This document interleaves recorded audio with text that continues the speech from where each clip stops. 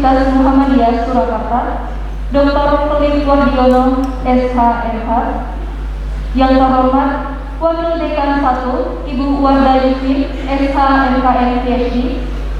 Yang terhormat Sekretaris Prodi S1 Fakultas Hukum Universitas Muhammadiyah Surakarta, Pak Andri Alugoro Prakoto, SHMKM. Yang terhormat Wakil Dekan 3, Bapak Muhammad Ikan, SHMH. Serta kami ucapkan selamat datang kepada yang terhormat Bupati Kabupaten Rembang, Bapak Haji Abdul Hafiz. Yang terhormat Sekretaris Daerah Rembang, Bapak Farudin SHMH beserta para rombongan. Serta tak lupa pula yang kami banggakan kepada Bapak Ibu tamu undangan serta rekan-rekan mahasiswa yang berbahagia pada pagi hari ini. Para hadirin yang berbahagia, saya Nabila Rahmawati Rama dan rekan saya selaku Master of Ceremony pada kuliah tamu pagi hari ini. Alhamdulillahirabbil alamin. Pada hari yang baik ini, marilah kita panjatkan puja dan puji syukur kehadiran Allah Subhanahu wa taala, karena tentunya berkat rahmat dan hidayahnya Allah kita diperkenankan hadir di sini pada hari Rabu 29 Juni 2022 dalam acara penandatanganan nota kesepahaman antara Universitas Muhammadiyah Surakarta dengan pemerintah Kabupaten Rembang, sekaligus kuliah tamu dengan tema perizinan dan pelayanan publik dalam era otonomi daerah pasca Undang-Undang Nomor 11 Tahun 2020 tentang Cipta Kerja. Bapak Ibu yang kami hormati serta rekan-rekan mahasiswa sekalian, untuk mengawali acara pada pagi hari ini, marilah kita hayati bersama lantunan ayat suci pembacaan Al-Quran yang akan dibawakan oleh Saudara Rusdi Hakim. Kepada Saudara Rusdi Hakim, kami silakan.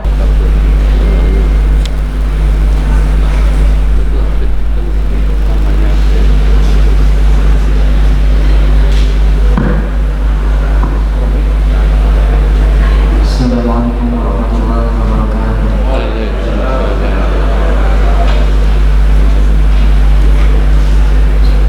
A'udzu billahi minasyaitonir rajim. Bismillahirrahmanirrahim.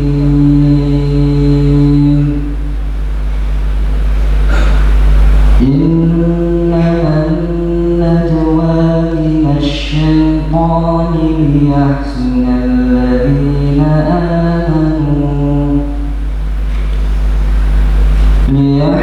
الذين آمنوا وليس بضارهم شيئا إلا بإذن الله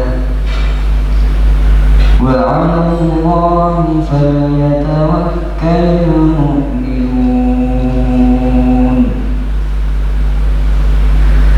يا أيها الذين آمنوا إذا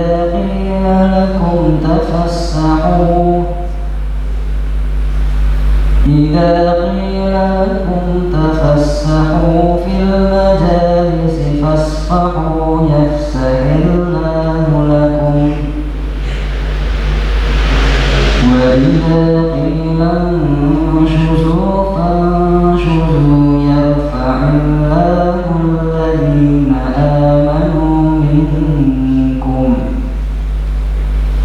والذين أوتوا العلم درجات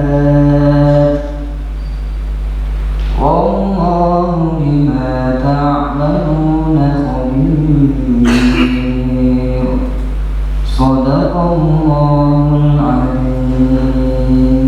اللهم حمد القرآن. السلام عليكم ورحمة الله وبركاته.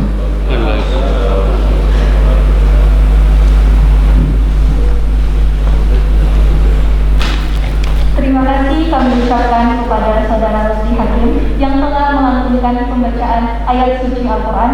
Semoga dapat membawa syafaat bagi kita di akhirat kelak. Amin.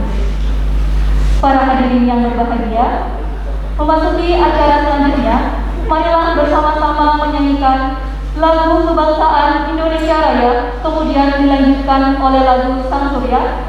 Kepada hadirin dimohon untuk berdiri.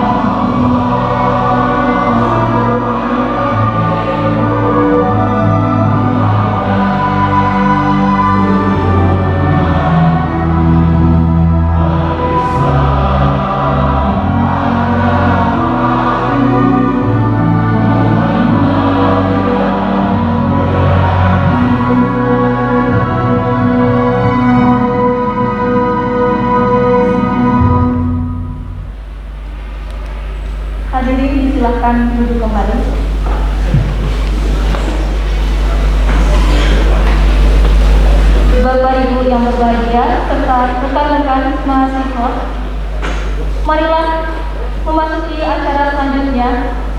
Marilah kita simak bersama sambutan sekaligus pembukaan acara oleh Wakil Rektor 3 Universitas Muhammadiyah Surakarta kepada yang terhormat Bapak Iwan Susila, SE MSI PhD. Kami persilahkan.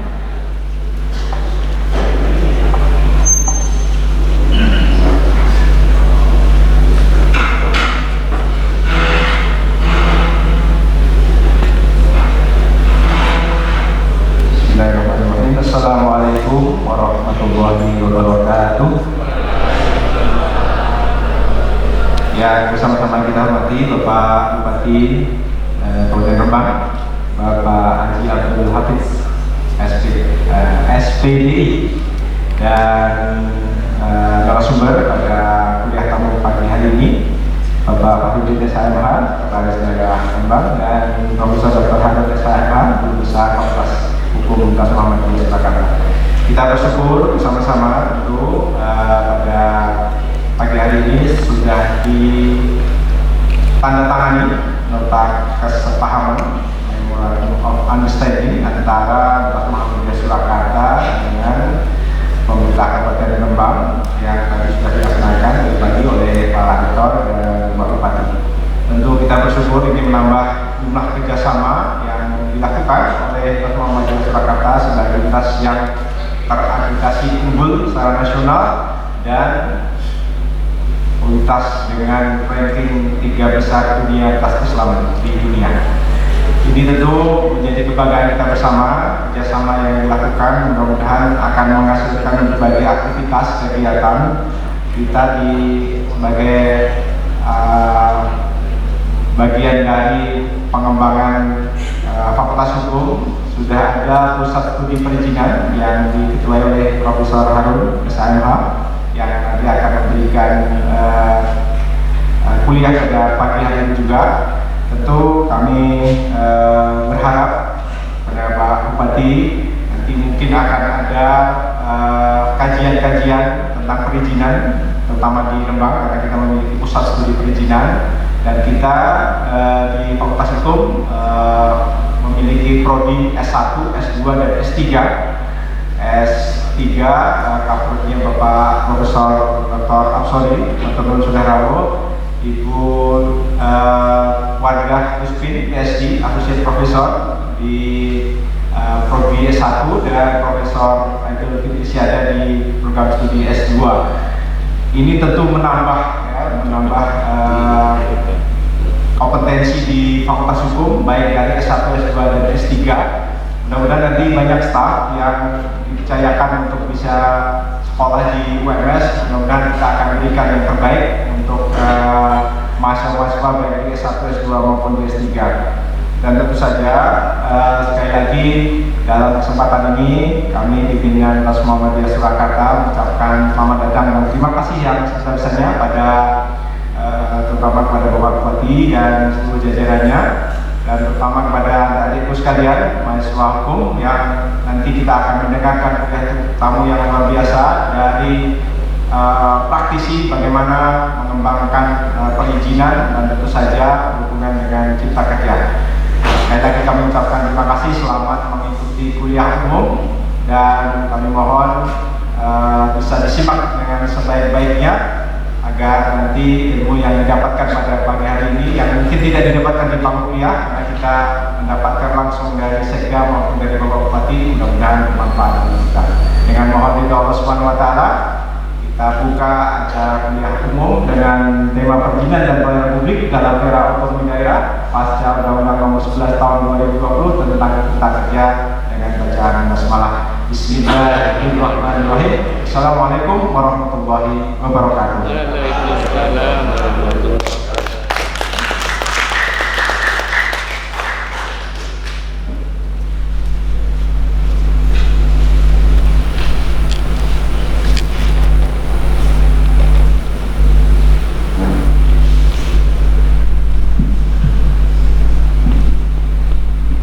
Alhamdulillah, para hadirin yang berbahagia, selanjutnya marilah sebagai salah sebagai bentuk syukur kita atas karunia yang begitu besar dilimpahkan olehnya, maka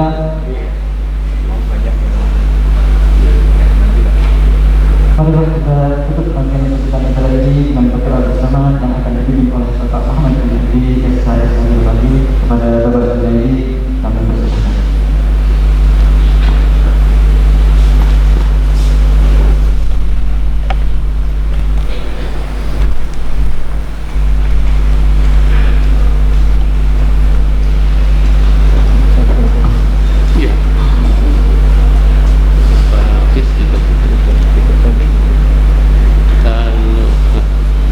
Bismillahirrahmanirrahim. Assalamualaikum warahmatullahi wabarakatuh. Itu di ada tuntar ini. Mari kita awali doa kita ini membaca Al-Fatihah sama-sama. Al-Fatihah.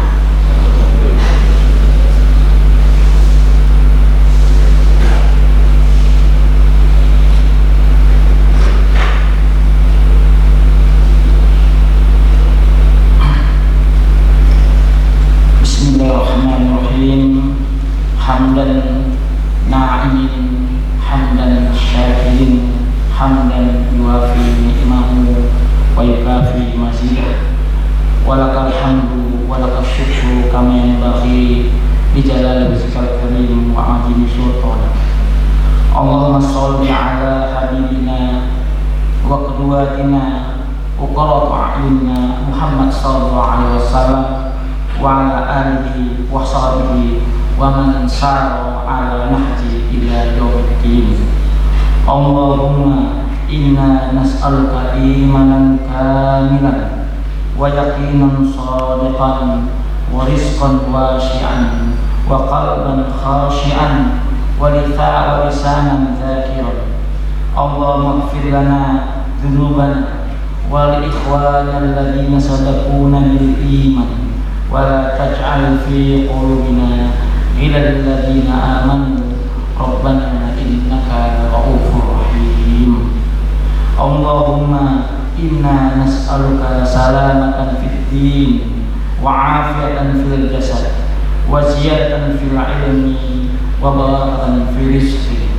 Allahumma aslih lana dinana alladhi huwa ismatu amrina wa aslih lana dunyana allati fiha ma'asuna wa aslih lana akhiratana allati fiha ma'aduna waj'al hayata ziyadatan lana fi kulli khair waj'al mauta lana rahatan min kulli syarr. Allahumma inna nas'aluka minal khair kullihi wa ajili ma alimna minhu wa ma lam na'lam wa na'udzubika min syarri kulli ajili ma alimna minhu wa ma lam na'lam. Allahumma inna na'udzubika min jahdil bala wa darki syaqa wa syu'il qada wa syamamal a'da. Allahumma inna na'udzubika min zawal nikmatik wa tahawul afiyatik wa fujaati nikmatik wa jami'i sakhtak.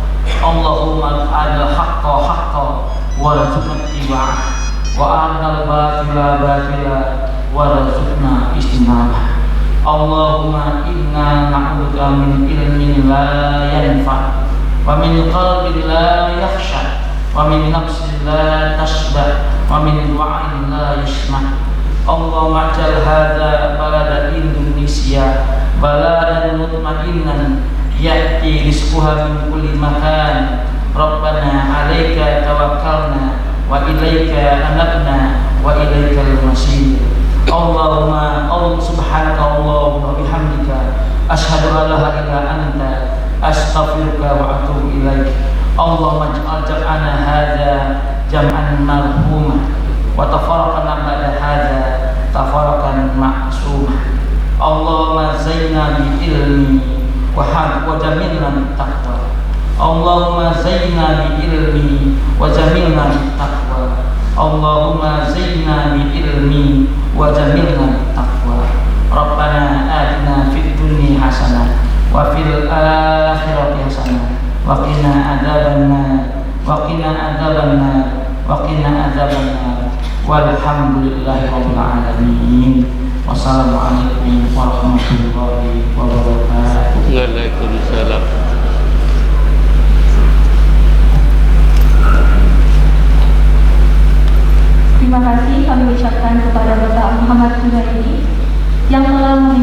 berdoa pada pagi hari ini. Para hadirin tamu undangan yang berbahagia, memasuki acara inti selanjutnya ialah kuliah tamu perizinan dan pelayanan publik dalam era otonomi daerah pasca Undang-Undang Nomor 11 Tahun 2020 tentang Cipta Kerja yang akan dipandu oleh moderator kita pada pagi hari ini. Terlebih dahulu izinkanlah saya untuk membacakan biodata dari moderator. Nama Nuni Nur Hayati SHMH, tempat tanggal lahir Jakarta 4 Juli 1987, alamat rumah Siwal Bali Sukoharjo Jawa Tengah, MK yang ditampu pada Fakultas Hukum yakni Hukum Perizinan, Hukum Administrasi Negara dan Hukum Tata Negara. Adapun riwayat pendidikan dari moderator kita, S1 Ilmu Hukum Universitas 11 Maret Surakarta pada tahun 2005 hingga 2010, S2 Hukum dan Kebijakan Publik Universitas 11 Maret 2011 hingga 2014, S3 Ilmu Hukum Universitas Muhammadiyah Surakarta 2017 hingga saat ini, untuk penelitian dalam 5 tahun terakhir. Yang pertama pada tahun 2017, beliau melakukan penelitian terkait model pengelolaan bank sampah terpadu berbasis masyarakat pedesaan menuju Indonesia bebas sampah 2020 pada tahun 2019 dengan tema efektivitas perizinan produk pangan halal UMKM bidang pangan dan kuliner pasca berlakunya Undang-Undang Nomor 30 Tahun 2014 tentang jaminan produk halal. Pada tahun 2020 beliau melakukan penelitian terkait pengaruh industrialisasi terhadap produk politik pengabdian masyarakat dalam 5 tahun terakhir. Berikut pengabdian masyarakat Ibu Nuni Nur Hayati dalam 5 tahun terakhir. Pada tahun 2017, penyusunan naskah akademik Perda Pemekaran Wilayah Kelurahan Semanggi dan Kadipiro, Kota Surakarta. Pada tahun 2018, penyusunan naskah akademik Perda Perusahaan Daerah Percetakan Daerah Kabupaten Sukoharjo. Pada tahun 2019, penyusunan naskah akademik Perda Bumdes Kabupaten Sukoharjo. Pada tahun 2021, penyusunan naskah akademik Perda Persetujuan Bangunan Gedung Kabupaten Karanganyar. Pada tahun 2021, penyusunan naskah akademik Perda Jasa Konstruksi Kabupaten Karanganyar, serta penyusunan naskah akademik Perda Penanaman Modal Kota Surakarta, dan yang terakhir penyusunan naskah akademik Perda Penyelenggaraan Perizinan Berusaha Berbasis Risiko Kabupaten Sukoharjo. Adapun karya buku tulis ilmiah dari moderator kita yang diterbitkan tahun 2017, Hukum Tata Negara Indonesia, yakni Sketsa Asas dan Pelembagaan Negara berdasar Undang-Undang Dasar Negara Republik Indonesia tahun 1945. Baik hadirin yang berbahagia, untuk selanjutnya kepada Ibu Nuni Nur Hayati SHMH kami persilakan.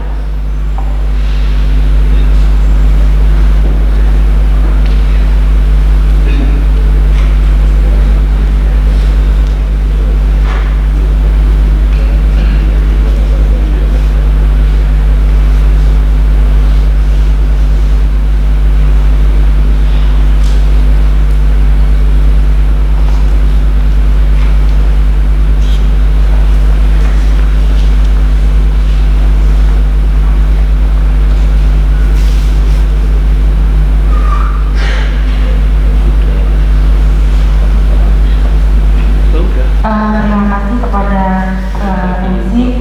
Assalamualaikum warahmatullahi wabarakatuh. Terima kasih kami ucapkan atas kehadiran dari para guru besar Fakultas Hukum. Ini hadir semua, kepada Prof. Aidul, Prof. Absori, Prof. Harun, kemudian dari jajaran rektorat Ahwan Susila dan Pak Dekan, Pak Asok, Prof. Dr. Klik yang senantiasa mendukung kegiatan-kegiatan baik akademik maupun yang lainnya. Pada pagi ini adalah rangkaian dari perkuliahan hukum perizinan. Memang kami sengaja desain untuk ada kuliah tamu dari praktisi.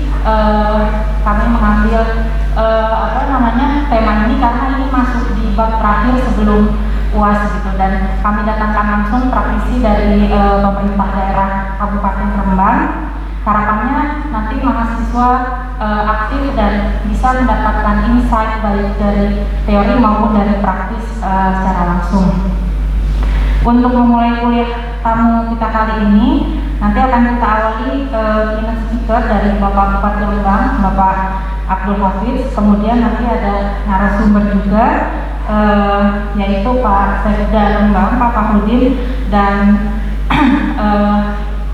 profesor kita ya yang sering sudah familiar mengisi mata kuliah hukum perizinan. Kali ini langsung kita sandingkan Prof. Harun dengan praktisi gitu.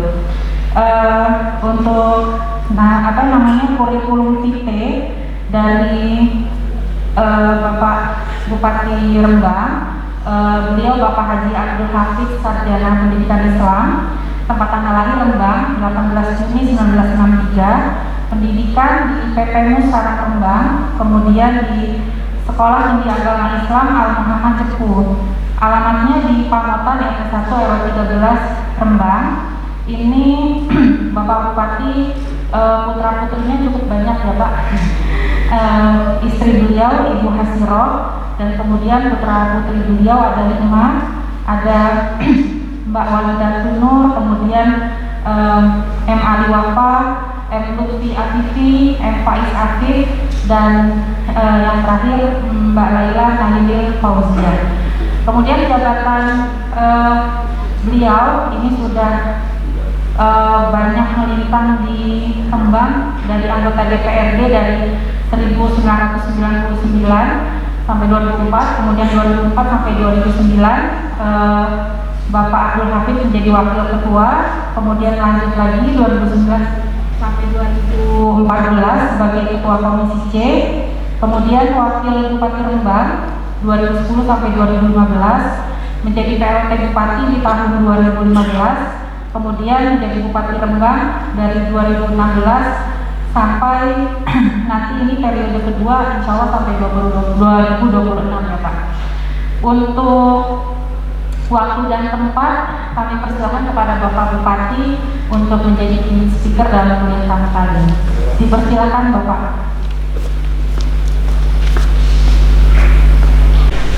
Batu andesitnya juga kita cukup banyak, pasir kuarsa, kemudian batu trasnya kita banyak sekali yang untuk perusahaan-perusahaan sampai ke Bandung.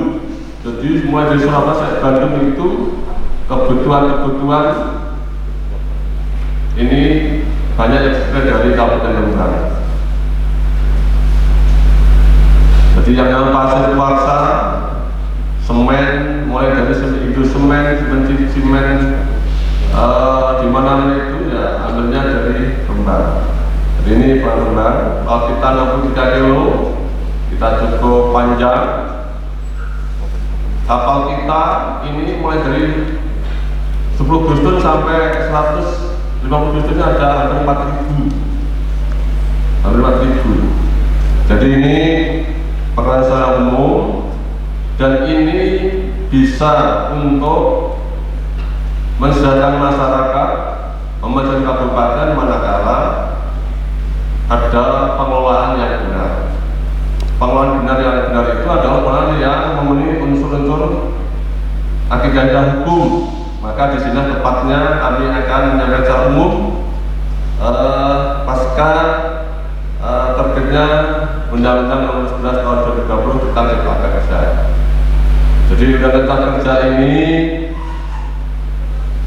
cukup awalnya memang pro kontra, tetapi kalau kita cermati satu persatu, ini cukup memberikan kemajuan-kemajuan di dalam kepastian hukum dan di dalam pelayanan publik tentang perizinan, tentang pelayanan. Ini sangat bagus sekali, meskipun juga ada kelemahan dan kekurangannya. Di era otonomi daerah ini salah satu kelemahannya Undang-Undang Cipta Kerja kewenangan yang dulu diberikan kepada daerah, tapi setelah ada undang ini banyak kewenangan yang diambil alih pemerintah pusat, sehingga pemerintah daerah ini mau kreatif, pemerintah daerah mau mengembangkan dengan kearifan lokal sangat terbatas karena kewenangan sudah diambil oleh pemerintah pusat. Dan sekarang sudah dari desentralisasi, sekarang sudah menuju lagi ke sentralisasi. Inilah satu kelemahan, tapi itu tidak apa-apa. Ketika kita nanti kita praktekkan di lapangan, sepanjang itu nanti unsur-unsur terpenuhi, saya kira hasilnya cukup baik, cukup bagus. Bapak Ibu semuanya, undang-undang Cipta Kerja dengan proses model Omnibus Law ini memang menuai pro kontranya. Tetapi kalau kita ingin maju, tidak mulai dari sekarang, kapan lagi? Karena model Omnibus Law ini menyederhanakan peraturan, mempersingkat birokrasi, kemudian bisa meningkatkan investasi dan menjadi pelayanan yang prima terhadap masyarakat. Namun ketika kita praktekkan satu persatu dari kegiatan masyarakat, usaha yang berisiko ringan misalnya UMKM atau UMK yang risikonya rendah atau rendah, nah misalnya itu memuat risiko rendah, risiko sedang tinggi, dan risiko tinggi. Dan klasifikasi ini berdampak pada kondisi sosial, kondisi ekonomi di wilayah. Contoh konkretnya misalnya UMK dengan pakai proses OSS ini cukup gampang sekali, 5-10 menit dia sudah legal punya izin. Karena ketika persyaratannya ini alamat, jenis usaha, modal, yang memenuhi kriteria UMK, langsung ngeklik sudah punya NIB, nomor induk, berusaha, ini sudah clear, legal sudah. Nah, di dalam ketentuan itu yang sudah limitatif dari undang-undang ini, yang berisiko rendah termasuk misalnya karaoke, kafe karaoke. Kearifan lokal, kondisi sosial masyarakat ini tidak pernah dilibatkan di dalam pembicaraan proses izin, sehingga masyarakat yang merasa risih dan kondisi ini akhirnya beramai-ramai untuk menentang. Ini salah satu juga kelemahan dari undang-undang Cipta Kerja. Apalagi kalau di lingkungan masyarakat yang religi, sudah di Rembang ini setiap hari kami dapat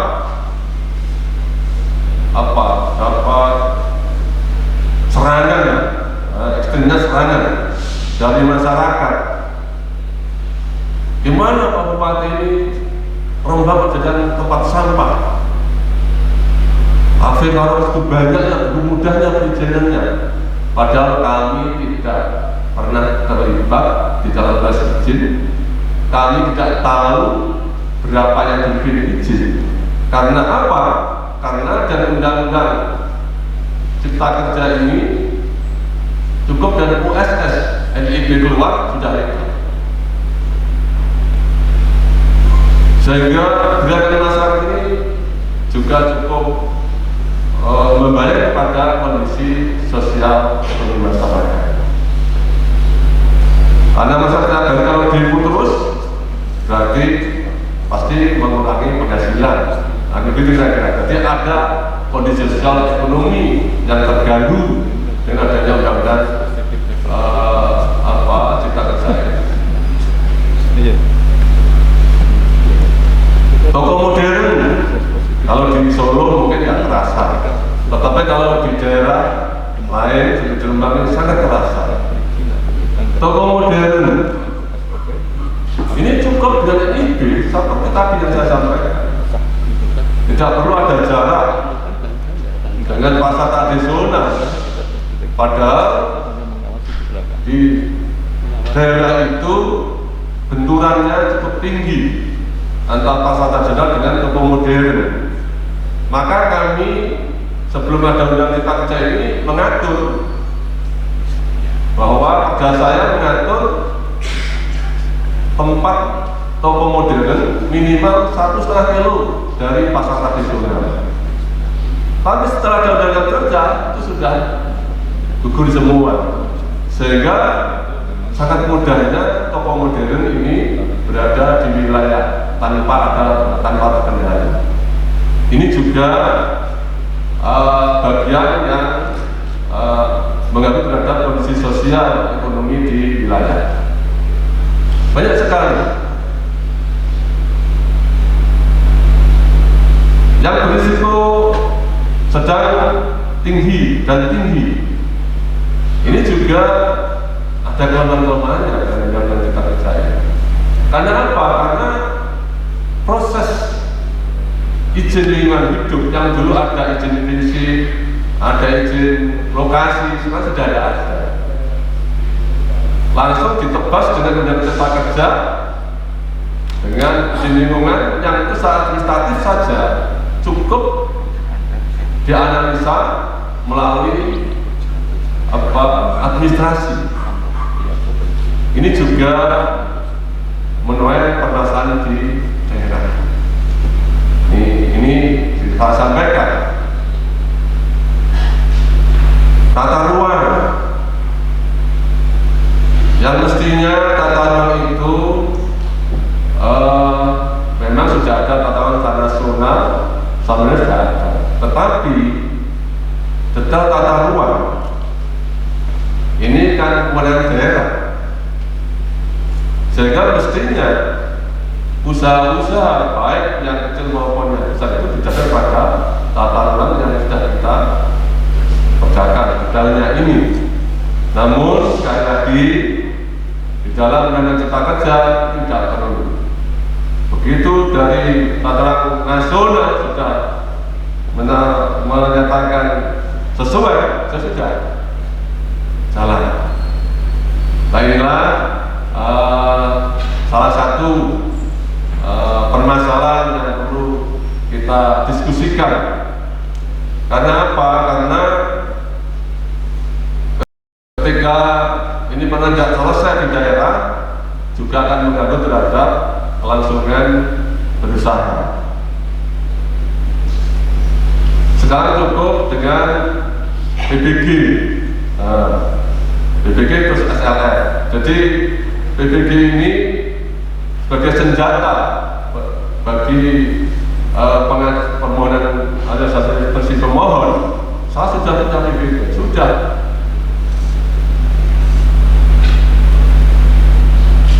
Tidak pernah mengenal proses awal di lingkungannya, masyarakatnya bagaimana.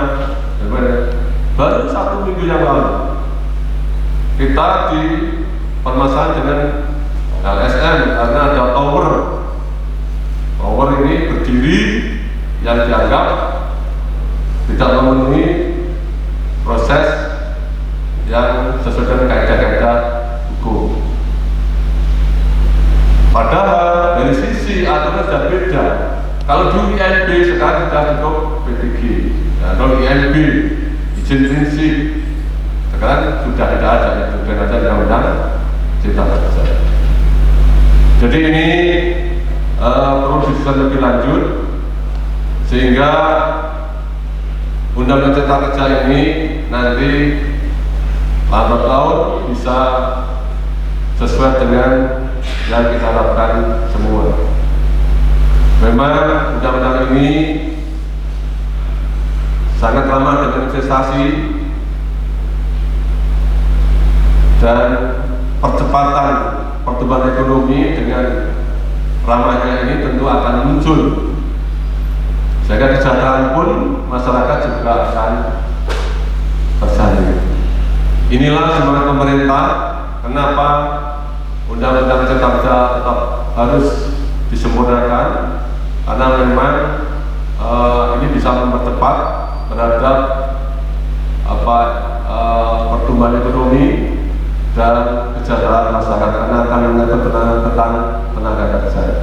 Selain itu, Bapak Profesor dan adik-adik mahasiswa, jika saya sampaikan nanti akan dipertajam dengan materi dari Pak Sekda, karena setiap hari beliau bersama tim teknis dari Dinas Perizinan, saya membuat tim dari Dinas Perizinan, Data Bawah, Ibu Imum, Pak Fakhrudin selaku Sekda, penanggung jawab terhadap kegiatan pemerintahan. Ini saya semua sebagai praktisi nanti bisa dikolaborasi dengan teori yang nanti akan dipimpin oleh Prof. Harun. Saya kira itu, terima kasih. Assalamualaikum warahmatullahi wabarakatuh. Terima kasih kepada Bapak.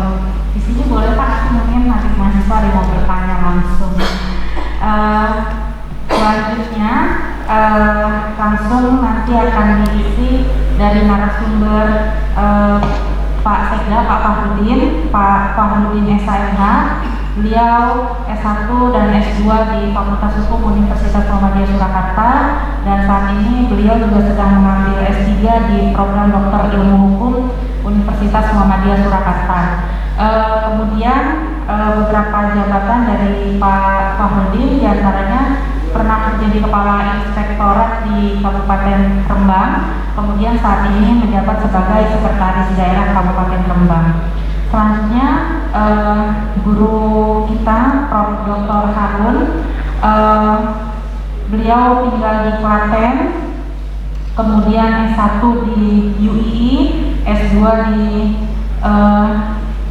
Undip, dan S3 di Universitas Erlangga, ya Prof ya. Beliau banyak menulis tentang perizinan, tentang konversi lahan pertanian. Buku-buku beliau juga terkait dengan perizinan sudah ada sejak tahun 2017. Jadi Prof. Harun ini adalah guru besar di bidang hukum perizinan, Bapak.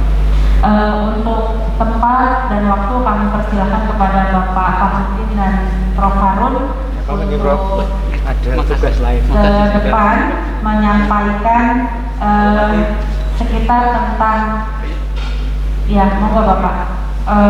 Nanti dari Prof. Harun akan menyampaikan tentang perizinan dan pelayanan publik di era otonomi daerah pasca Undang-Undang Cipta Kerja, dan nanti dari Pak Sekda terkait dengan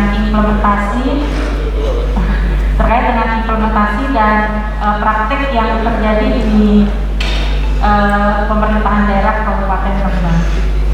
Terima kasih kepada Prof. Harun dan Pak Fakhrudin. Jadi sekitar 2 bulan yang lalu adik-adik mahasiswa di kelas hukum perizinan ini tugasnya itu ke lapangan, Pak. Jadi ada tugas riset penelitian untuk melihat sejauh mana efektivitas pelayanan publik dan perizinan di mall pelayanan publik, Pak, di Sukoharjo dan Solo. Kemudian dari data didapatkan ternyata setelah adanya mall pelayanan publik itu 90% itu masyarakat merasa cukup puas dengan pelayanan yang diberikan, karena memang hanya satu lokasi gitu di mall pelayanan publik baik di Solo maupun Sukoharjo. Kemudian juga proses perizinan sebagaimana yang juga tadi disampaikan Bapak Bupati memang lebih cepat, walaupun ternyata OSS ini masih banyak PR, masih banyak kendala teknis dan lain-lain, sehingga malah ada banyak masyarakat yang mengeluh malah lebih lama, malah bingung, karena yang mengurus perizinan itu juga usia di atas 50 itu terkendala masalah IT gitu. Jadi adik-adik mahasiswa ini sudah di Solo, sudah di Sukoharjo, kemudian sebuah kehormatan langsung didatangi dari Bapak Bupati dan Bapak Sekda dari Rembang gitu. Jadi adik-adik mahasiswa malah tidak perlu jauh-jauh ke Kabupaten Rembang, tapi mungkin boleh ya Pak suatu saat adik-adik kuliah langsung di Rembang gitu ya Pak, untuk melihat bagaimana proses perizinan dan pelayanan publik di Kabupaten Rembang. Baik, untuk pertama nanti kami persilahkan kepada Pak Parudin. Baik, nanti untuk yang pertama nanti kami persilakan kepada Pak Parudin, selanjutnya kepada Prof. Harun. Nanti silakan adik-adik mahasiswa untuk tanya jawab ya, karena bukan sesuatu yang mudah untuk mendatangkan bapak-bapak ini bersama-sama dalam satu forum. Untuk waktu dan tempat kami persilakan kepada Bapak Parudin.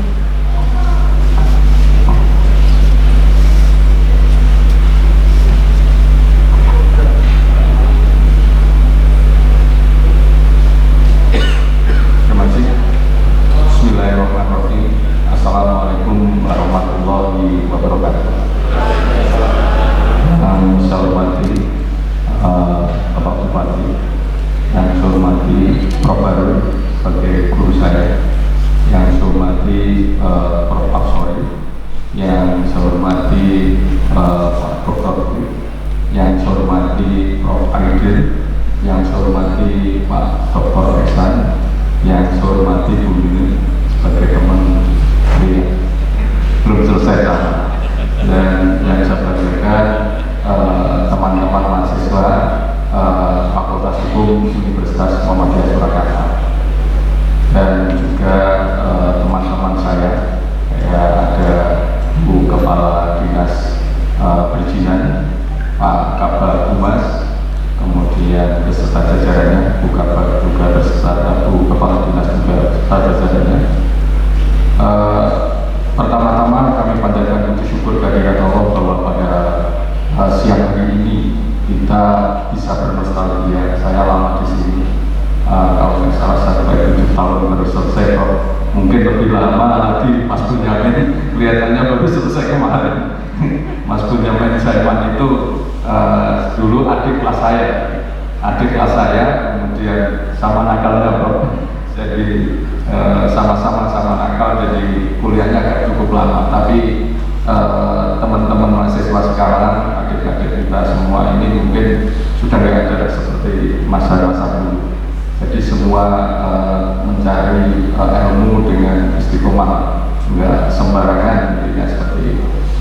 Jadi saya merasa berterima kasih kepada Universitas Muhammadiyah Surakarta yang mana memberikan kepercayaan kepada Pak Bupati saya, dalam ini Pak Bupati Rembang, Pak Haji Abdul Hafid, untuk memberikan pengalaman atau kuliah umum di dalam pelaksanaan kuliah terkait dengan perizinan dan pelayanan publik dalam era otonomi daerah.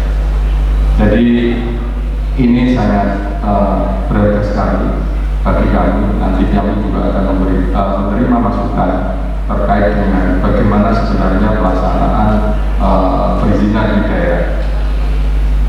Jadi perlu kami sampaikan, kita terkait dengan visi misi Pak Bupati, bahwa Bapak Bupati adalah ketika mau dilantik, beliaunya menyampaikan bahwa seandainya, apabila nanti bukan seandainya, di masa akhir masa jabatan saya menjadi terpilih lagi menjadi bupati, saya akan dekat dengan rakyat. Kemudian lebih dekat, kalau dulu sudah dekat, akan lebih dekat lagi dengan rakyat. Kemudian akan memberikan kemudahan pelayanan dan akan komunikasi pemerintah dan rakyat terjalin dengan baik. Ini kemudian dibuat semacam jargon, yaitu gemilang, gemati, gampil, dan gamblang. Sehingga ini adalah sudah tidak bisa diragukan lagi dengan niat dari Pak Bupati, yang mana mungkin di era netizen friendly. Jadi Pak Bupati ini mau bersama kepada rakyat dalam memberikan pelayanan yang baik kepada rakyat. Nah, dengan adanya istilahnya Omnibus Law ini, Maka beliau tadi kan sangat mendukung karena di situ memang ada kemudahan dan juga ada memang keterbatasan yang mana pemerintah daerah tidak bisa mengkolaborasi dengan apa yang ada di masyarakat. Jadi istilahnya budaya atau kearifan lokal yang ada di masyarakat. Ini yang nanti bisa dibedah sehingga bisa menjawab apa yang menjadi persoalan yang ada di daerah terkait dengan adanya undang-undang baru terkait undang-undang cipta kerja ini. Next, lanjut. Bahwa kemudian itu diimplementasikan di dalam area perubahan dalam reformasi birokrasi, yang mana ini masuk dalam visi misi, yang mana satu adalah ada 8 area yang menjadi program pemerintah, akan tetapi ada 3 pilihan sasaran yang akan diperdalam dalam rangka untuk memberikan pelayanan yang baik kepada masyarakat. Next. Jadi itu terkait dengan bidang apa mas? Bacakan dengan nggak kelihatan, nggak kelihatan juga.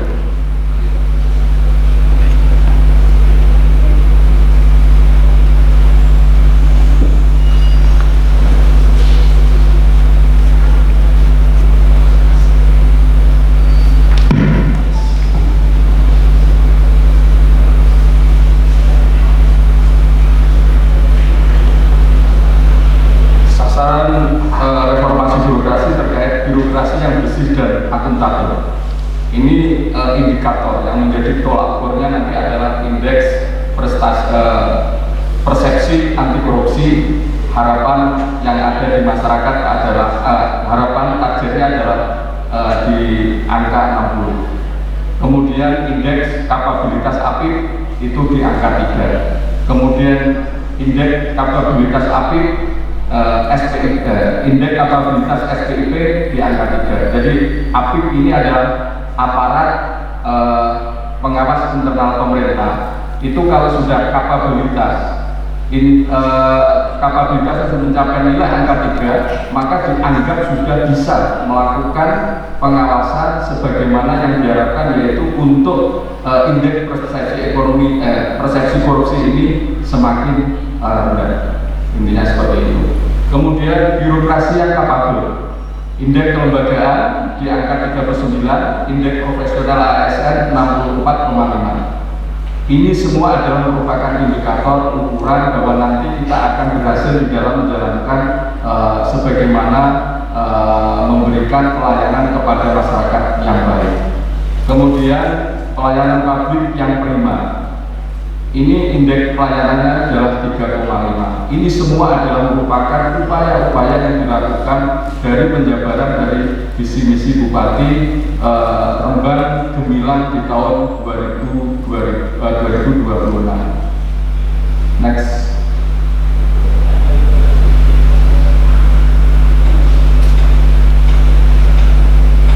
Ini tadi sudah dijelaskan oleh beliau Pak Bupati. Kami juga sudah lebih jelas terkait dengan batas wilayah.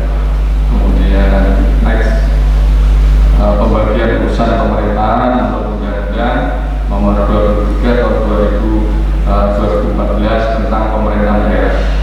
Ini mungkin di dalam aturan sudah jelas dan sudah ada.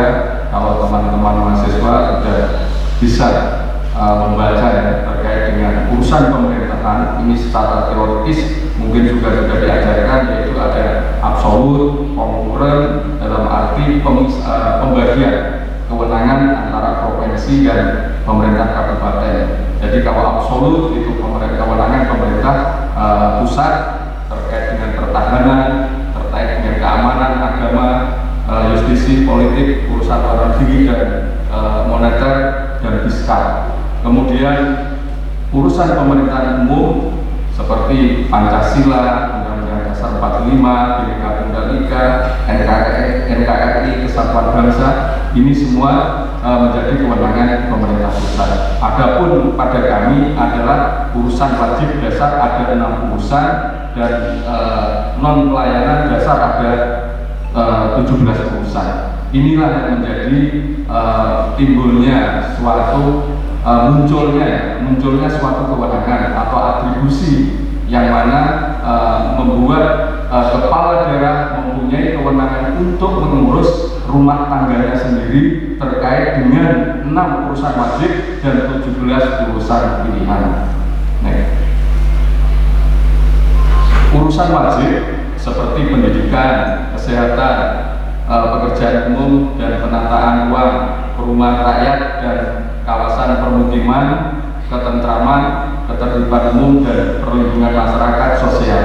Ini nanti akan muncul yang mana namanya perizinan. Dari kewenangan-kewenangan ini akan muncul suatu perizinan yang mana yang mempunyai kewenangan mengatur nanti ada sebagian di kepala daerah yang akan, tetapi dalam pelaksanaan ini semua sudah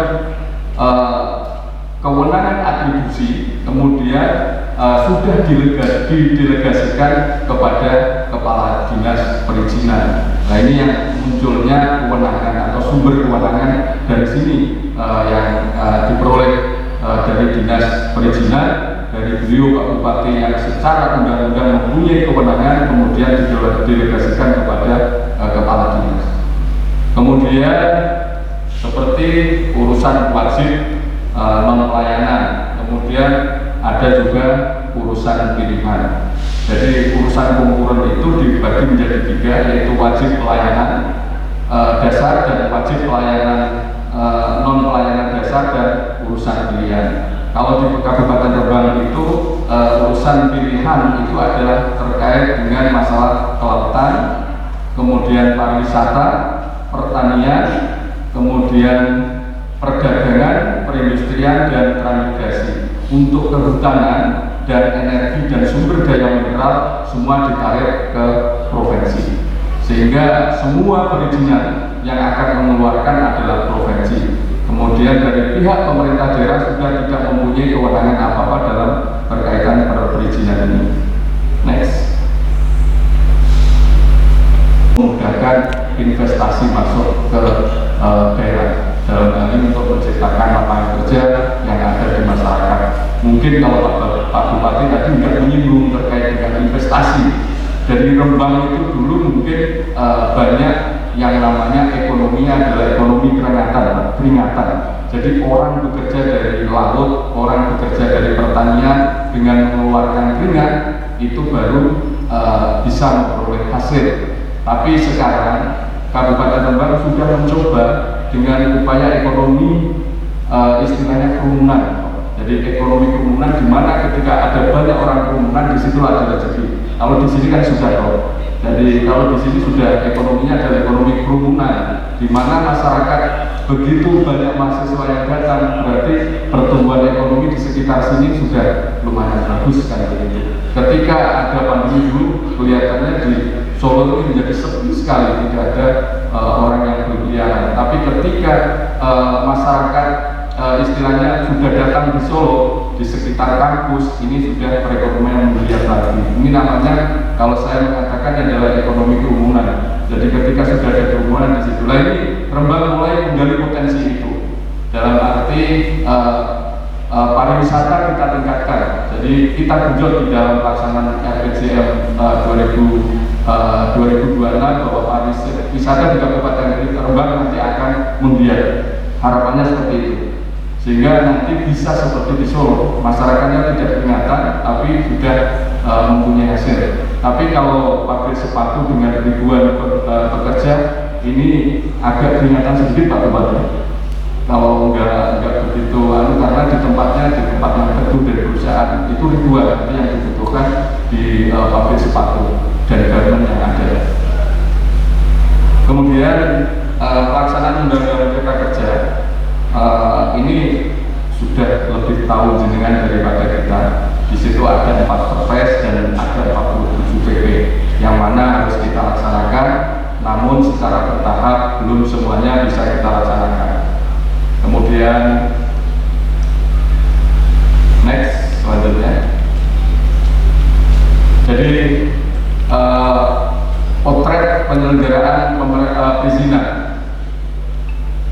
berusaha sebelum Undang-Undang Cipta Kerja, existing sebelum Undang-Undang Cipta Kerja, istilahnya kita menggunakan biaya besar, maka sudah barang tentu tidak ada lagi ketika ada istilahnya sebelum ada Undang-Undang Cipta Kerja, masyarakat berkeinginan untuk memperoleh izin dengan waktu yang cepat, dengan biaya yang murah, kemudian pelayanan yang baik. Akan tetapi hal ini tidak mungkin dilakukan oleh pemerintah daerah tanpa ada perubahan peraturan perundangan atau kebijakan, karena sumber daya manusia yang ada di kami juga terbatas, sumber dana atau pembiayaan terkait dengan perizinan juga terbatas, sarana prasarana terbatas, sehingga tidak mungkin apa yang distatement oleh masyarakat untuk memperoleh izin yang cepat, murah, dan mudah itu terlaksana. Akan tetapi sekarang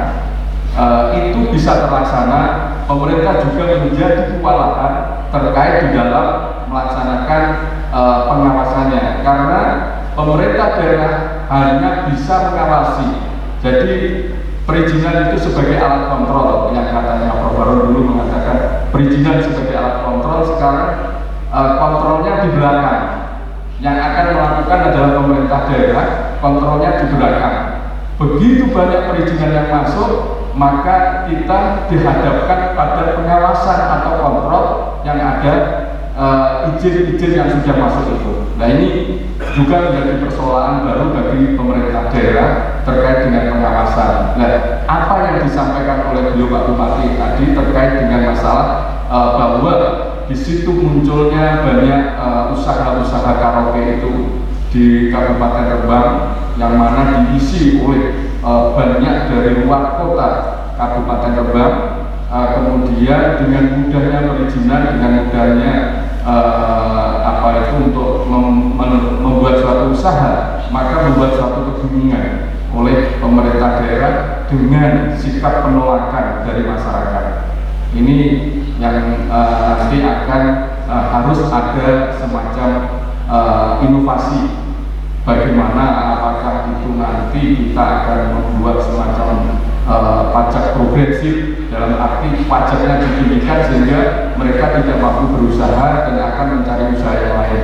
Tapi juga ini akan menjadi suatu persoalan terkait dengan perekonomian di pemerintah Kabupaten Rembang juga.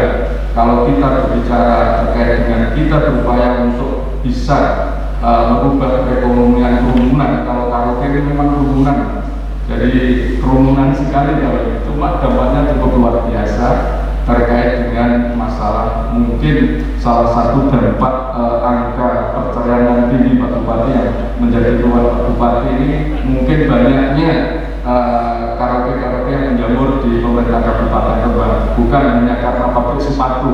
Kalau mungkin Pak Bupati mensinyalir bahwa banyaknya perceraian itu karena pabrik sepatu yang begitu banyaknya masyarakat istilahnya terutama kaum wanita meninggalkan seorang laki-laki ketika dia melakukan bekerja di perusahaan sepatu itu, membuat suatu persoalan dalam kehidupan warga. Menurut sinyalir Pak Bupati. Tapi mungkin juga bisa karena menjamurnya perizinan terkait dengan masalah karaoke itu salah satu faktor juga yang ini perlu diteliti juga teman-teman atau adik-adik mahasiswa yang ada untuk melakukan penelitian terkait dengan perkembangan perizinan dan dampak sosial. Ini seperti itu. Kemudian kita langsung aja ke klasifikasi analisis risiko. Tadi beliau Pak Bupati mengatakan bahwa ada di dalam melakukan perizinan itu ada yang namanya risiko rendah, kemudian risiko menengah, kemudian risiko tinggi. Ini semua yang akan melakukan pengukuran itu bukan dari kita, tapi ini yang melakukan pengukuran ini dinyatakan risiko rendah itu semua dari OSS. Jadi sistem yang akan berbicara. Kita tidak mempunyai kewenangan apa-apa.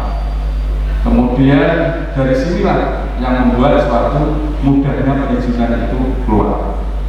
Kemudian terkait dengan kewenangan pemberian perizinan berusaha di daerah, ini adalah kewenangan Pak Bupati yang sudah kami tadi sudah sampaikan, sudah didelegasikan kepada Kepala Dinas Perizinan. Kemudian next, manajemen penyelenggaraan perizinan berusaha di daerah, kita punya PTSP ini, yang mana nanti kita juga mempunyai mall pelayanan, yaitu yang dilakukan yaitu pelaksanaan pelayanan itu terkait dengan perizinan nanti yang kita tangani, ya, yang akan mengeluarkan adalah PTSP. Jadi dari dinas perizinan itu. Kemudian pengelolaan pengaduan masyarakat.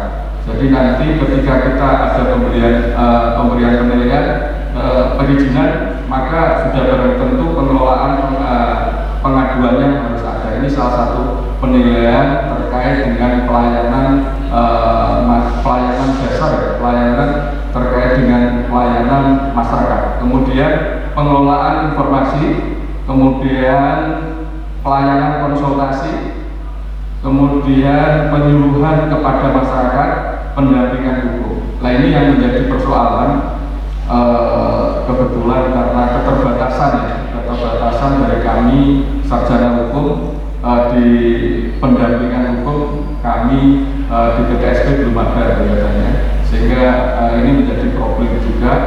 Nanti ketika terjadi suatu gugatan sudah barang tentu semua larinya di kapal hukum. Sedangkan dari perizinan mesti sudah harus ada seorang ahli yang dari perizinan itu sendiri. Jadi ke depan nanti menjadi kebijakan, mungkin kita akan menambah sarjana hukum. Kalau kemarin kita menambah sarjana hukum di inspektorat, ya inspektorat kita beri formasi kalau tidak salah 16 dalam rangka untuk melaksanakan audit atau pengawasan.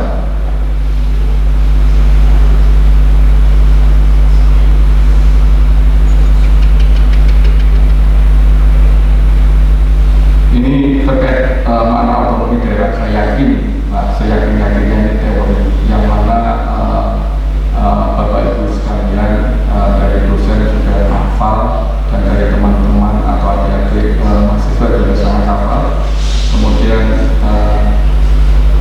reformasi perizinan sebelum Undang-Undang Cipta Kerja, kita punya PP nomor 24 tahun 2018, kemudian ini berupa pelayanan perizinan berusaha terintegrasi secara elektronik OSS, sudah ada sebelum itu. Sebenarnya OSS itu sebelum ada Undang-Undang Cipta Kerja itu sudah ada, tapi belum maksimal dalam pemanfaatannya. Terus Perpres 91 tahun 2017 percepatan pelaksanaan berusaha, Perpres 97 tahun 2014 penyediaan pelayanan terpadu satu pintu. Kemudian bahkan daerah Kabupaten telah dibantu Satgas Percepatan Berusaha. Ini adalah spirit reformasi, penyederhanaan dan kemudahan perizinan berusaha. Next. Ini tujuannya jelas, Pak. Jadi biar perizinannya tidak tumpang tindih, pengurangan syarat perizinan, waktu perizinan jelas, kemudian tempat perizinan, proses otomatisasi online dan efisiensi waktu, serta mengurangi peluang tatap muka langsung. Ini karena dalam rangka untuk menciptakan birokrasi yang bersih, sehingga dengan menggunakan digitalisasi maka kita tidak akan mengenal dan tidak akan berkomunikasi dengan para pihak yang berkepentingan untuk memperoleh izin. Harapannya seperti itu. Kemudian substansi Undang-Undang Kerja yang berdampak pada otonomi daerah, yaitu adanya penarikan kewenangan menjadi kewenangan pusat, tadi sudah disinggung beliau Pak Bupati. Terus pembatasan hak mengatur oleh daerah, jadi semakin habis, kemudian menjadi pemerintahan sentralisasi lagi. Desentralisasinya sudah hilang, otonomi daerahnya sudah semakin habis, maka mungkin dengan berjalan waktu otonomi juga akan hilang. Ini yang kami rasakan dengan peraturan kebijakan dari pemerintah pusat yang semua pajak pun juga hampir kita tinggal sedikit pajak yang kita kelola. Jadi pajak yang kita kelola tinggal pajak hotel. Kalau di sini ekonomi keunggulan nggak susah, di kami pajak hotel susah, istilahnya berkunjung nggak begitu seperti di Solo, Jogja dan lain sebagainya, di Bali, di Jakarta. Kalau di kami hotel hanya ada 3-4 hotel yang kita kenal, kemudian hotel kecil-kecil itu.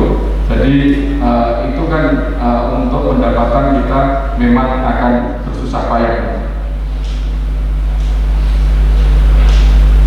Pencabutan hak otonomi pengaturan oleh daerah di bidang perizinan mengalami pembatasan sesuai ketentuan pasal 5 tahun 2021 yang menyatakan pemerintah pusat menyusun dan menetapkan norma.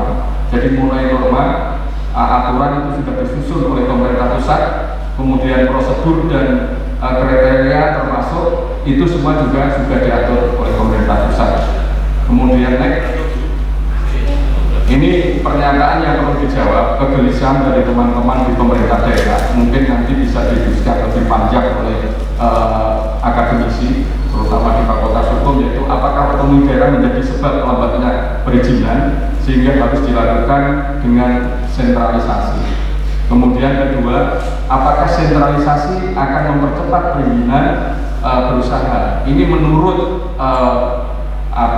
pandangan teman-teman, tidak ada bukti yang menunjukkan bahwa desentralisasi membuat atau memperlambat perizinan. Jadi desentralisasi itu tidak membuat keterlambatan perizinan sebenarnya. Terus lambatnya perizinan disebabkan oleh banyaknya syarat dan prosedur yang panjang tanpa didukung oleh standar pelayanan yang jelas. Ini yang dirasakan oleh teman-teman yang ada di daerah, sehingga kegalauan itu seperti ini maksudnya. Apa yang disampaikan ini. Jadi birokrasi yang panjang di pusat justru dapat memperlambat proses perizinan. Seperti apa yang disampaikan oleh Ibu Moderator bahwa terkait dengan persoalan ini, OSS itu tidak kadang-kadang memang membuat tidak mudah, di dalam ini karena sistem yang nama sistem ini kadang ada keterlambatan, kadang macet. Kemarin berhenti sampai hampir setengah tahun setengah tahun kita tidak memberikan pelayanan karena ada kebijakan ketika memberikan pelayanan itu salah dan akan istilahnya kalau sampai itu mengambil atau menerima pendapatan maka itu dianggap sebagai pelanggaran hukum. Ya itu. Ini kan akan bertentangan dengan istilahnya dengan kekosongan hukum. Kita harus membuat diskresi. Ternyata kita tidak bisa untuk membuat diskresi itu karena sudah ada kebijakan. Kalau siapa kepala daerah yang istilahnya memberikan perizinan terkait BBD ya kalau salah itu di saat masa-masa vakum belum ada suatu kebijakan daerah maka akan dikenakan sanksi. Boleh untuk memberikan dispensasi maka tapi tidak boleh untuk menarik biaya apapun dalam arti tanpa biaya materi apapun. Ini yang menjadi persoalan. Saya kira itu sudah banyak yang saya sampaikan. Mungkin akan lebih baik kita nanti sharing apa yang kita bisa sampaikan. Saya sampaikan, kalau tidak bisa nanti akan saya jawab di kemudian hari dengan cara mungkin melalui email. Teman-teman siap untuk menjawab persoalan ini. Kiranya apabila ada kurang dan salahnya sekali lagi saya mohon maaf. Wabillahi taufiq wal hidayah. Wassalamualaikum warahmatullahi wabarakatuh.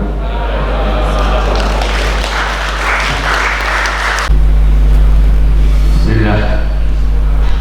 Assalamualaikum warahmatullahi wabarakatuh. Innal hamdalillah wassalatu wassalamu ala rasulillah. Asyhadu an la ilaha illallah wahdahu la syarika lah wa asyhadu anna Muhammadan abduhu wa rasuluh la nabiyya ba'dah. Bapak Bupati yang saya hormati, Pak Sekda, Prof. Absori, Prof. Khalid, Prof. Aidul Fitri Siada, Bapak Dr. Ihsan, serta teman-teman dosen yang lain, yang serta seluruh yang dari Pak Bupati ke Solo, selamat datang di kampus ini. Itu semoga kehadiran panjenengan itu menginspirasi seluruh mahasiswa ini, akan memberikan semangat pada seluruh mahasiswa yang ada. Pak sekalian dan Ibu yang saya hormati serta mahasiswa, giliran saya ternyata waktunya cuma sebentar. Ini perlu kita syukuri. Alhamdulillah. Insya Allah saya masih, Allah kalau berkenan memberikan usia panjang, masih berkali-kali kita akan ketemu dengan mahasiswa, juga dengan bapak-bapak yang dari Rombang. Tadi sudah disampaikan banyak hal tentang sekitar masalah perizinan dan pelayanan publik di era otonomi daerah pasca Undang-Undang Cipta Kerja. Saya hanya ingin berbicara hal-hal yang sifatnya mungkin akan melengkapi dari apa yang tadi disampaikan. Slide pertama, Mas.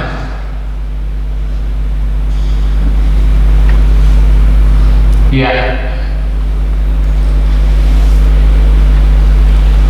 Pak sekalian yang saya hormati, saya mengawali satu cerita ini dengan memakai satu asumsi, memakai satu proposisi agar ini mendasari dari cara kita berpikir. Asumsi pertama yang ingin kami sampaikan, subjek hukum di Indonesia ini cenderung ingin taat pada hukum. Ini saya tekankan karena kadang kita menilai bangsa kita itu bangsa yang tidak senang taat hukum. Kalau ada yang tidak taat hukum itu hanya segelintir orang gitu. Penduduk kita itu 220 lebih juta gitu. Kenyataannya di sana kita saksikan sebagai satu contoh, kita itu masih malu kok, melanggar hukum itu masih malu. Maka untuk itu, ini sifat daripada hukum administrasi, bagaimana hukum ini selayaknya memfasilitasi, hukum ini selayaknya memandu setiap subjek hukum. Jadi karena rakyat ini ingin tertib, maka aturan hukum yang diciptakan oleh para legislator itu selayaknya mampu memandu bagaimana mereka itu menjadi orang yang taat hukum. Jadi tidak perlu terlalu sering kita memakai hukum yang koersif, memakai hukum yang represif. Saya kira bangsa kita itu bangsa yang baik kok. Jadi sifat-sifat persuasif dari seorang pejabat saya kira cukup, mereka taat pada hukum. Contohnya sekarang ini dalam Omnibus Law kita mencari izin kan lewat OSS. Kenapa mereka mencari Nyun Sewu? Lawang pemerintah daerah sendiri tidak tahu jumlah dari mereka itu berapa, itu tidak tahu. Tapi mereka sadar untuk bagaimana upaya yang dilakukan, usaha yang dilakukan itu menjadi legal. Ini adalah sesuatu yang sudah melekat pada kehidupan kita. Maka dari itu, ya selayaknya kita memperlakukan rakyat ini sebagai orang yang ingin taat pada hukum. Maka pelayanan publik selayaknya, slide berikutnya Mas,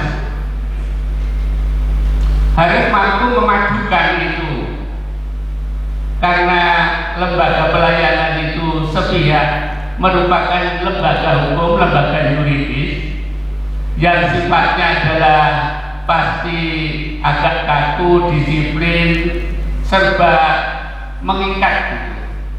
Tapi sementara yang lain, lembaga pelayanan publik itu lembaga sosial, lembaga yang seharusnya melayani, memfasilitasi, memandu kehidupan ini, karena mereka membutuhkan.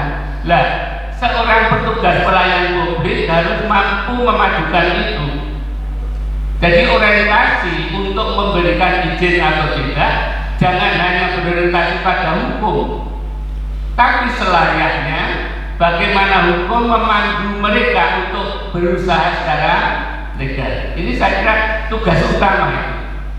Seorang pelayan publik tidak boleh mereka terlalu berorientasi pada hukum ansih, tapi mereka juga harus mempertimbangkan hal-hal kebutuhan masyarakat, sehingga kalau ada kekurangan sedikit ya udahlah gitu, dibimbing dan sebagainya dan sebagainya.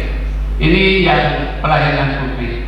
Lalu yang berikutnya, slide berikutnya, nah, seorang birokrat itu, ini tugasnya adalah melakukan interpretasi hukum, gitu. Dalam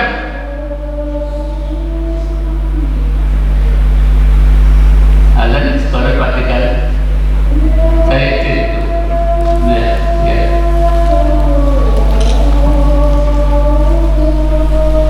Saya kira penting sekali karena kita ketemu dengan Pak Bupati ini. Perlu saya sampaikan kenapa Anda harus berhenti. Ini di hadapan Pak Bupati, ini seorang kiai, beliau hafid Al-Quran, Yun Sewu, putra-putranya hafid 30 juz.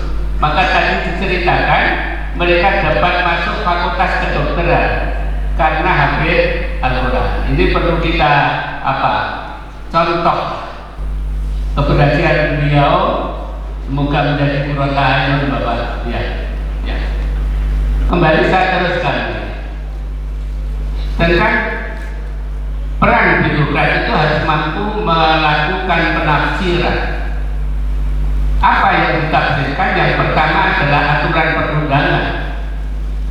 Karena setiap menerima permohonan izin, ini mereka harus menafsirkan aturan perundangan dan juga menafsirkan tentang permohonan itu menurut hukum. Mempertemukan antara keduanya ini perlu kepiawaian dalam menafsirkan, sehingga lahir katakanlah seseorang diizinkan atau ditolak permohonannya adalah hasil daripada penafsiran itu.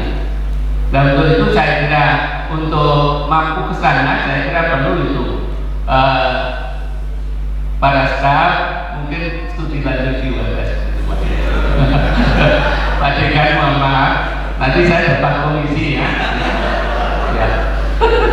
Ya. Untuk pelayanan publik itu saja yang kami sampaikan.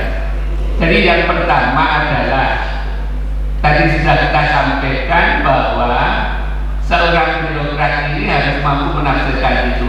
Yang kedua, memadukan antara pelayanan yang sifatnya yuridis dengan pelayanan yang sifatnya sosial, sehingga mampu membimbing masyarakat ini. Lalu yang berikutnya tentang perizinan sekarang. Dan sekalian, kita ini adalah satu negara bekas jajahan. Maka kita mengenal adanya Indonesia itu adalah termasuk negara yang berkuning kelam, negara perizinan. Dengan kata lain, seluruh perbuatan daripada warga negara itu pada prinsipnya dilarang kecuali yang diizinkan. Untuk itulah maka karena ini berkuning kelam, maka seluruh aktivitas warga itu harus dengan izin. Itu konsekuensinya. Kalau izin ini dipersulit, maka konsekuensinya ya warga ini tidak akan berbuat apa-apa karena terlalu sulitnya untuk mendapatkan satu usaha yang sifatnya legal. Maka perlu dipermudah. Tapi bagaimana dipermudah tanpa adanya satu risiko yang kemungkinan merugikan orang lain. Lalu Saya cerita yang pertama adalah sebelum Undang-Undang Nomor 30, yaitu sebelum Undang-Undang Sistem Pemerintahan kita, administrasi pemerintahan.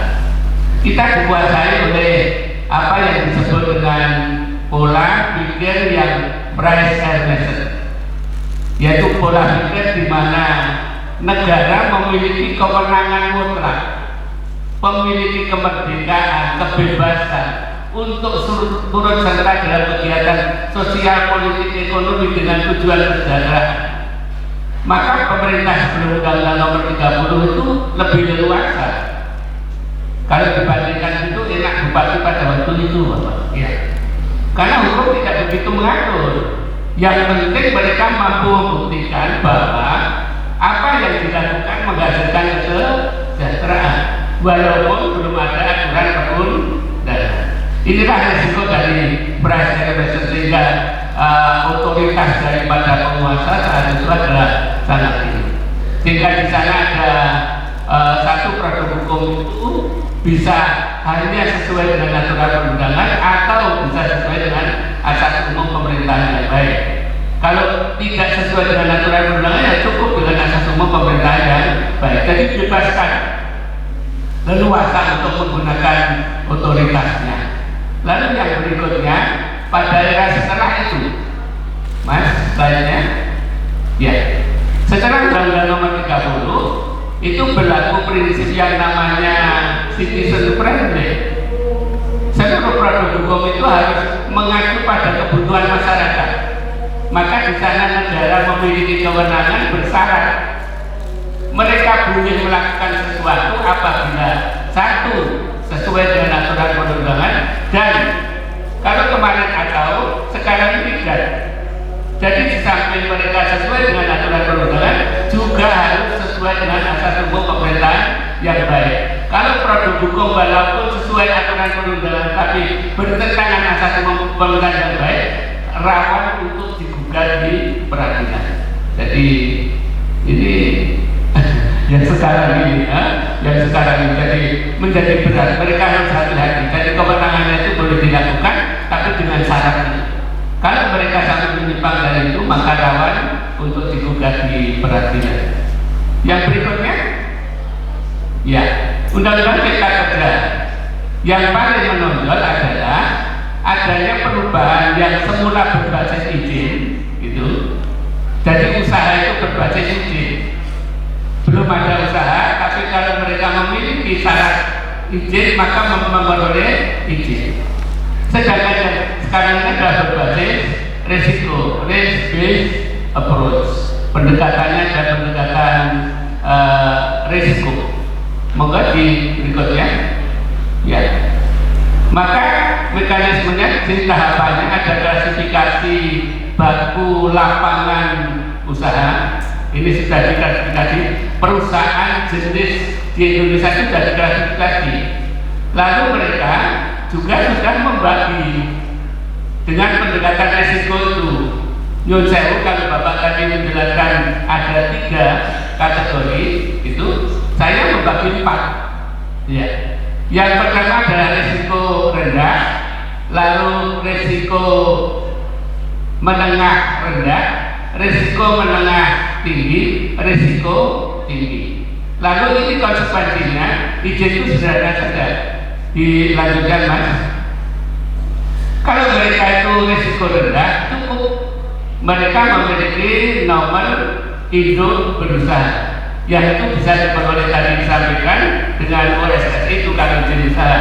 Kalau izin yang lain ya melalui proses yang dilakukan oleh kantor perizinan. Sedangkan mereka yang berisiko menengah rendah itu adalah di samping nomor induk berusaha juga ada yang namanya sertifikat standar. Sertifikat standar pada tingkat ini cukup dengan adanya pernyataan saja. Jadi menyatakan bahwa ya ini. Sedangkan yang berisiko menengah tinggi itu di samping mereka ada NIB, lalu ada sertifikat yang sudah klarifikasi maksud saya. Ada dicek kebenaran daripada sertifikat itu. Lalu yang punya harus izin itu hanya yang berisiko tinggi. Ya, saya kira itu. Lalu yang terakhir, selain terakhir tadi, bahwa sekalian keluarnya keputusan Mahkamah Konstitusi itulah ya yang akan menghambat berlakunya Omnibus Law Cipta Kerja. Yang pertama, bahwa Undang-Undang Nomor 11 itu dinyatakan cacat secara formal. Jadi uji formal baru sekali ini yang dilakukan oleh Mahkamah Konstitusi. Biasanya uji material, sedangkan ini adalah uji formal. Sehingga yang harus diperbaiki apa? Adalah proses pembentukannya. Itu. Sekarang sudah ada Undang-Undang PPP yang baru. Persoalannya, jadi kalau sudah ada sistem pembentukan aturan perundangan yang baru, apakah otomatis Undang-Undang Cipta Kerja menjadi sah? Kalau saya tidak, karena secara prosedur keberadaan undang-undang ini adalah dalam rangka untuk memperbaiki apa yang terjadi. Tidak boleh ada undang-undang dulu baru sistemnya apa kemudian ini berlakunya tidak semacam itu. Tapi nggak tahu dalam pelaksananya gitu. Yang kedua adalah dikatakan inkonstitusional bersyarat karena dalam waktu 1 tahun harus diperbaiki.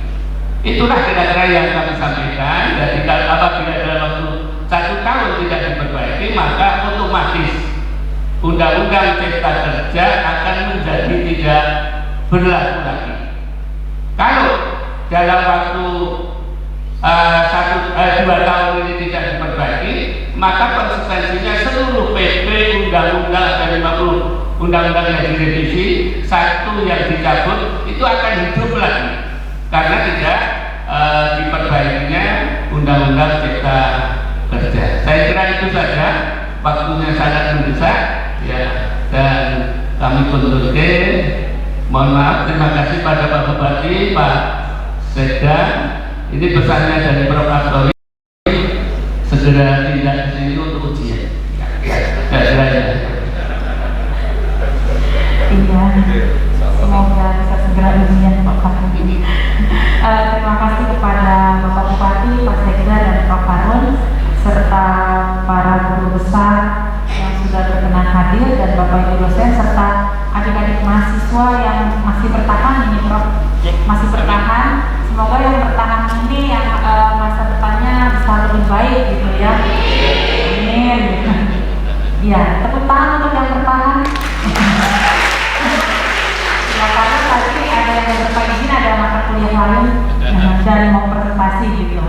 Baik, alhamdulillahirobbilalamin, kita sudah sampai di penghujung acara. Semoga ilmu yang ada di sini bisa bermanfaat di kemudian hari, dan juga jangan lupa nanti materi-materi yang di sini nanti akan jadi bahan untuk ujian UAS 2 minggu lagi ya. Jadi yang menyimak semoga nanti nilainya baik. Nanti materi dari Pak Bupati, Pak Sekda, dan Pak Harun akan kita share di grup kelas. Demikian kuliah tamu kali ini. Selanjutnya kami kembalikan kepada MC untuk menutup acara. Assalamualaikum warahmatullahi wabarakatuh.